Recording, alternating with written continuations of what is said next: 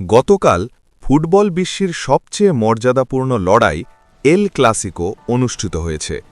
Saudi আরবের জেদ্দায় Spanish super কাপের ফাইনালে রিয়াল মাদ্রিদকে ৩-২ গোলে হারিয়ে চ্যাম্পিয়ন হয়েছে বার্সেলোনা। এটি বার্সেলোনার রেকর্ড ১৬তম স্প্যানিশ সুপার কাপ জয়।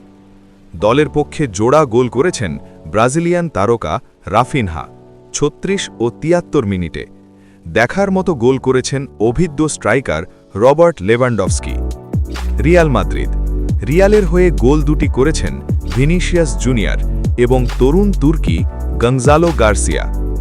কিলিয়ান এমবাপ্পে ইনজুরি কাটিয়ে বদলি হিসেবে ৭৬ মিনিটে এমবাপ্পে মাঠে নামলেও রিয়াল মাদ্রিদকে হার থেকে বাঁচাতে পারেননি। ম্যাচের প্রথমার্ধের ইনজুরি টাইম ছিল অত্যন্ত নাটকীয়। ৪৫ মিনিটের পর ইনজুরি টাইমের মধ্যেই দুই দল মিলে ৩টি গোল করে, ফলে প্রথমার্ধ ২-২ সমতায় শেষ হয়। ম্যাচের শেষ দিকে ৯০+১ মিনিটে বার্সেলোনার মাঝমাঠের কাণ্ডারি ফ্র্যাঙ্কি ডি ইয়ং লাল কার্ড দেখে মাঠ ছাড়েন। শেষ কয়েক মিনিট বার্সা ১০ জন নিয়ে খেললেও লিড ধরে রাখতে সক্ষম হয়।